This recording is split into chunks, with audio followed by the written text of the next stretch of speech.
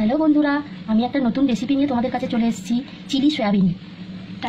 তার জন্য আমি এবারে সয়াবিনটাকে ম্যারিনেট করে নেব। আমি আগে থেকে এটা গরম জলে সিদ্ধ করে জলটা চিপে রেখে দিয়েছি। দেখো, আমি এখানে 100 গ্রামের মতো কর্নফ্লাওয়ার নিয়েছি। আমি এটা ম্যারিনেট করব সয়াবিনটাকে।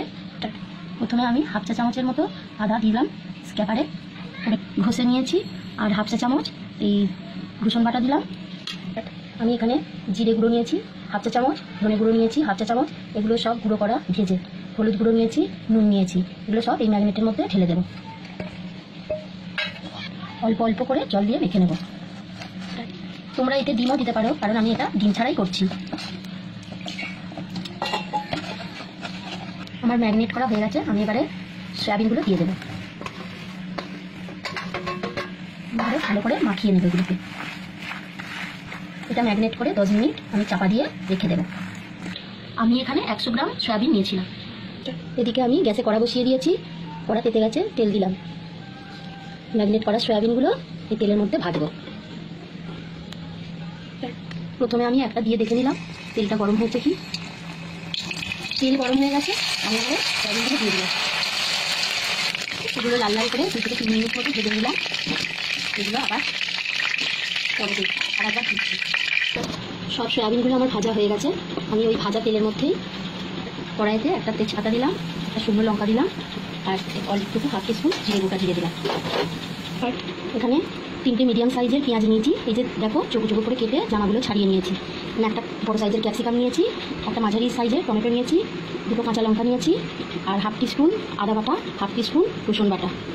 আমি প্রথমে পেঁয়াজগুলো দিয়ে দিলাম। পেঁয়াজটা হালকা নাড়াচাড়া করে নিয়ে ক্যাপসিকামগুলো দিয়ে দিলাম। ক্যাপসিকামটা দিয়ে নেড়ে চেড়ে নেবো 1 মিনিটের মতো। ক্যাপসিকামটা ভাজা হয়ে গেছে, এবার টমেটোটা দিয়ে দিচ্ছি, লঙ্কাগুলোও দিয়ে দিচ্ছি, আর মশলাগুলো দিয়ে দিচ্ছি, আদা বাটা, রসুন বাটা সব আমি দিয়ে দিলাম। মশলাটা ভাজা হয়ে গেছে, আমি এবারে 2 চামচের মতো সোয়া সস দিলাম, টমেটো সস দিলাম, 2 চামচ টমেটো সস দিলাম, হাফ চামচ কাশ্মীরি লঙ্কার গুঁড়ো দিলাম, অল্পটুকু চিনি দিলাম, 5 চামচের মতো হলুদ গুঁড়ো দিলাম। এটা আমি 2 চামচের মতো চিলি মশলা দিলাম। সবগুলো আমি নেড়ে চেড়ে নেব। এটা আমি মিডিয়াম ফ্লেমে দিয়ে একটু নেড়ে নিচ্ছি। আমি যে সয়াবিনটা ম্যারিনেট করে রেখে দিয়েছিলাম ওইটা দিয়ে এই জলটা দিয়ে দিলাম। এবারে গ্যাসের ফ্লেমটা জোরে দিলাম। আমি এখানে মাঝারি বাটি 1 বাটির মতো জল দিয়ে দিলাম। সয়াবিনটাকে ফোটানো দিয়ে দিলাম, একটু ফুটে উঠি, স্বাদ মতো একটু নুন দিয়ে দিলাম। তোমরা তোমাদের মতো স্বাদ মতো নুন দেবে।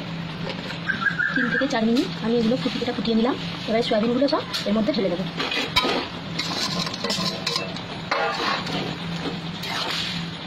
এবারে আমি লো ফ্লেমে এটা চাপা দিয়ে রেখে দেবো। 4 মিনিট পর আমি এটা খুললাম।